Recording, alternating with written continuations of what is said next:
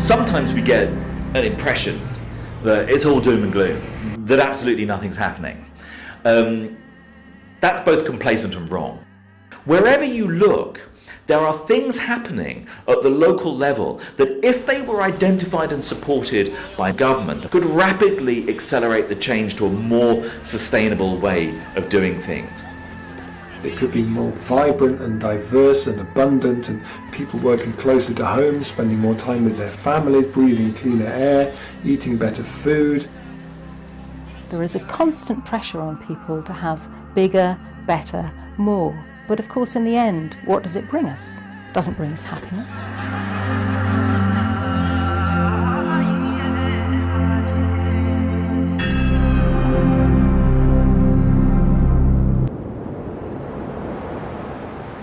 Every year since the end of World War II, one of the big polling firms has asked Americans, are you happy with your life? The number of Americans who say, yes, I'm very happy with my life, the percentage, peaks in 1956 and goes slowly but steadily downhill ever since. That's interesting, because in that same 50 years, we've gotten immeasurably richer. We have 3 times as much stuff.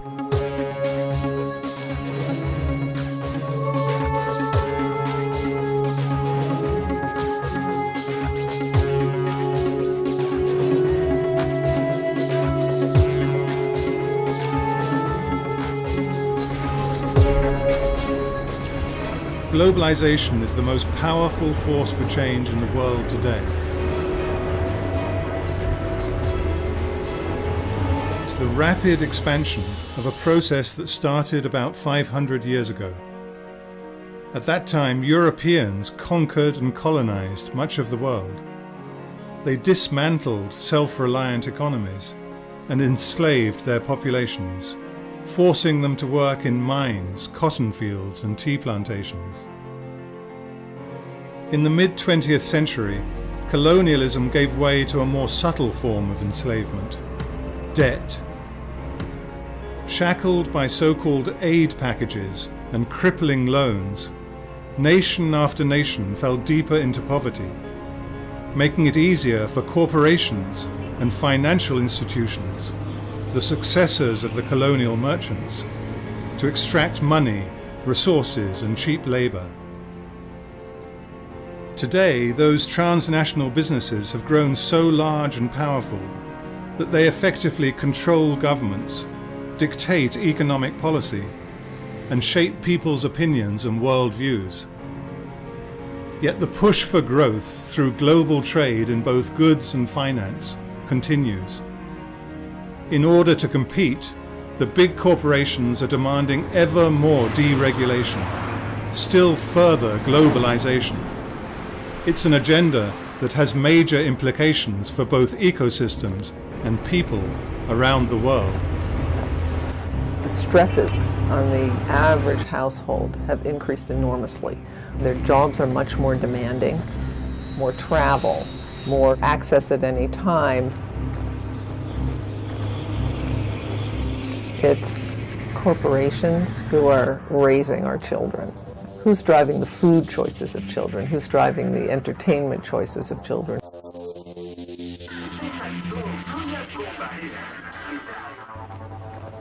Our children don't want to speak their languages anymore. They no longer want to be associated with their own culture. It's cool to wear designer jeans. It's cool to eat at McDonald's. 跟中国人就是不一样，他比较有品味，比较时尚，在穿衣服方面就比较很随便，但是这样。 Encouraging consumerism threatens the ecological fabric of the entire planet. Natural resources are already stretched to breaking point by population pressures. And yet we have an economic system that encourages each and every one of us to consume more and more and more. It's a terrific onslaught of marketing, merchandising. advertising, brainwashing. So we are on a big consumptive splurge. The consumer culture that globalization promotes is increasingly urban. The moment a person moves into the city, the energy use shoots up, the water use shoots up. The infrastructure to run a city per capita is much bigger than the infrastructure to produce a high quality of life in a village. You cannot have infinite growth on a finite plane. No matter how you dress it up, the whole thing stares at you in the face. There isn't enough resources for growth. The very logic of globalization requires that goods travel ever longer distances from producer to consumer. Because of hidden subsidies and skewed regulations, food from the other side of the world tends to cost less than food from a mile away.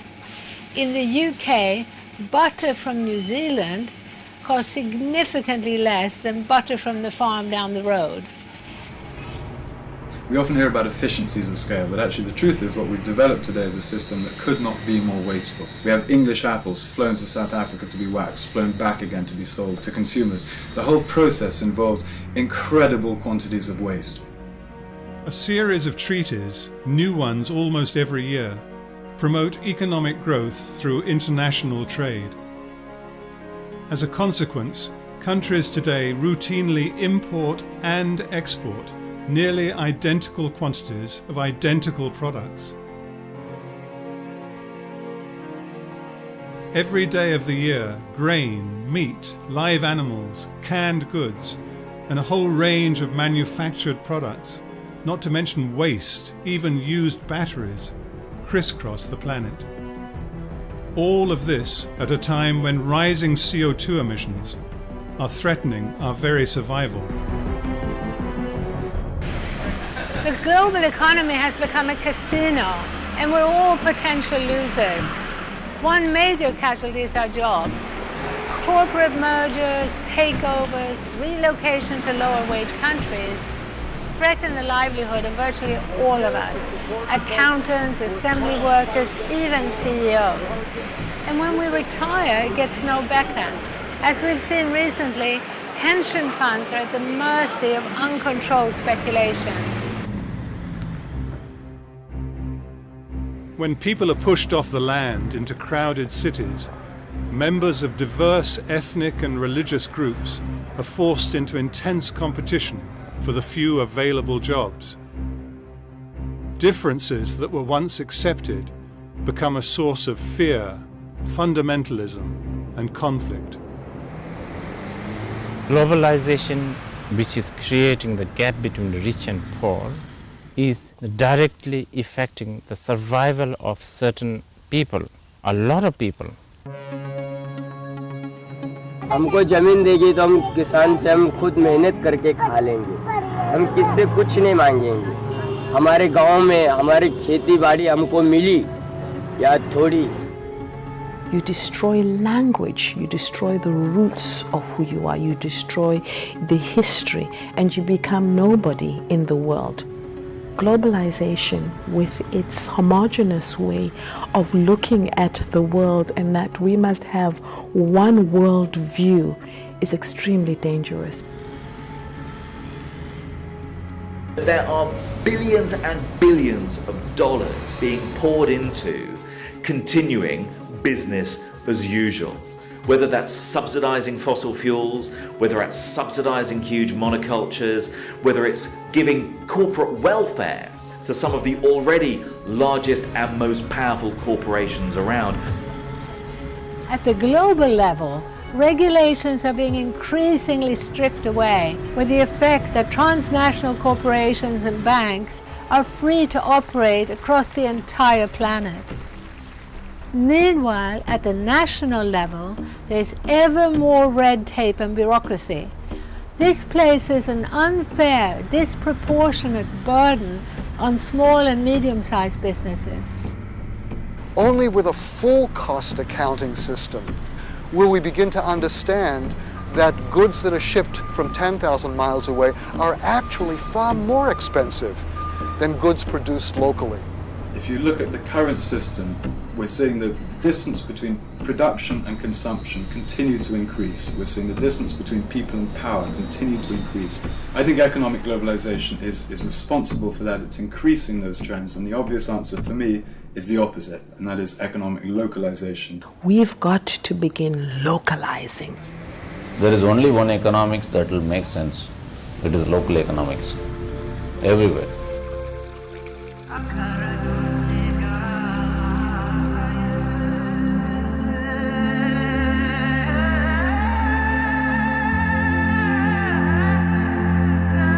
Localization is a systemic, far-reaching alternative to corporate capitalism.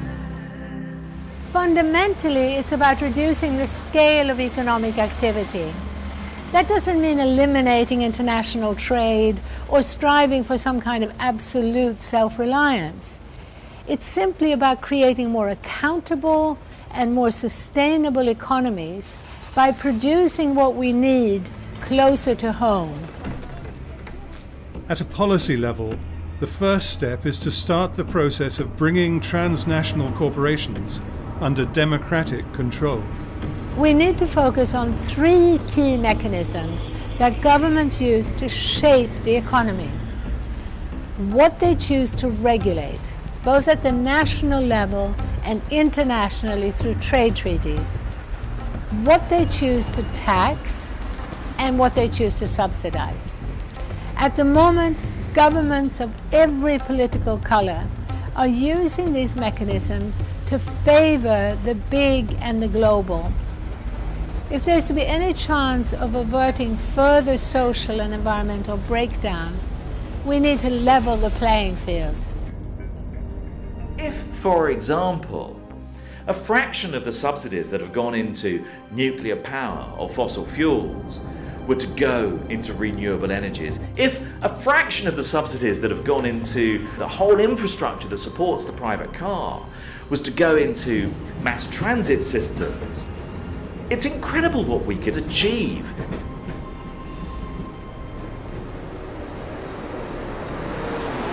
When the economy is operating on a more human scale, it becomes easier for us to see the impact of our choices.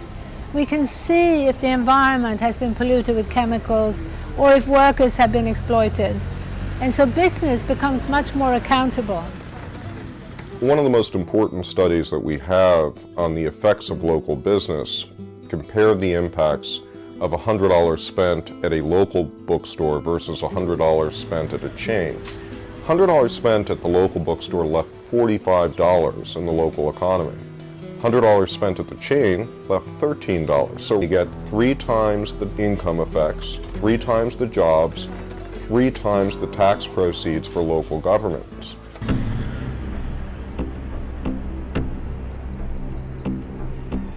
There are movements to localize not only business, but banking and finance as well. One of the things we have to do is to put finance back into its box. So the re-regulation of the banking sector is vital. Breaking up banks that are too big to fail, or was called too big to fail. Separating speculative functions from high street, main street, retail functions of banking so that money becomes our servant once more rather than our master. The financial crisis has actually given us a reminder that local banking and local pensions are in fact more stable financial institutions.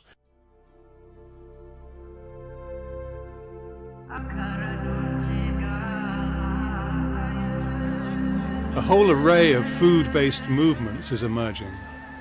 Farmers' markets, consumer-producer cooperatives, community-supported agriculture, edible schoolyards, slow food, permaculture, and urban gardens. If you shorten the distance between producers and consumers, you're cutting out your food miles, you're cutting out your emissions, your oil dependency, you're putting money straight back into the local economy where it's desperately needed. In Detroit, a city hit hard by the collapsing car industry, A focus on local food is helping people regain control over their own lives. So any and everybody can eat, but the only thing we ask is come get dirty. If you see a weed, pick a weed, and you can always eat. Yeah, I mean, people looking for the guy. See the tomatoes over there looking good. Can I get a couple of those? Yeah, man, come on. And our research has shown again and again and again that biodiverse small farms using ecological inputs produce 3 to 5 times more food than industrial monocultures. So all I need is a complete integrated farm of 1 acre. To feed, I can feed 20 people. We don't need agriculture scientists, we don't need hybrid seeds, we don't need GM, we don't need anything. We just need to be left alone to do our farming. We need to get back to basics to see what our real energy needs are. Do we really need the stuff that the consumer culture is foisting on us? And couldn't most of our real needs for clothing and housing, for food and drink, be produced far closer to home? If we cut out the outrageous waste inherent in the current system, we'd be able to meet a far higher proportion of our energy requirements from decentralized renewable sources. The wide range of renewable energy technologies, small, medium, large scale, will pound for pound, dollar for dollar, yen for yen, give you between 2 and 4 times as many jobs as the kind of centralized, old-fashioned energy technologies we've got at the moment. There's a win-win-win.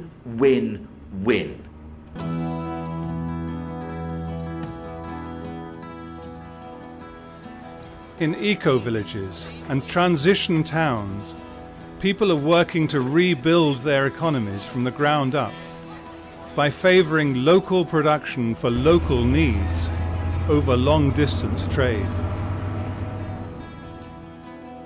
Bringing the economy home back to the local level isn't about sacrifice. It's not about returning to the dark ages and asking people to do things they wouldn't want to do. On the contrary, it's about enriching our lives. When we localize, we give our children role models and I think a standard that they can live by that affirms them and affirms who they are in society. Rediscovering the values of community and mutual caring. That's where the real happiness, the real well-being lies. Consumerism has got us weighed down with carbon chains, and I suppose the message would be, break your carbon chains, be free, have a better quality of life. The wonderful thing is that as we decrease the scale of economic activity, we actually increase our own well-being. That's because at the deepest level, localization is about connection. It's about re-establishing our sense of interdependence with others and with the natural world. And this connection is a fundamental human need.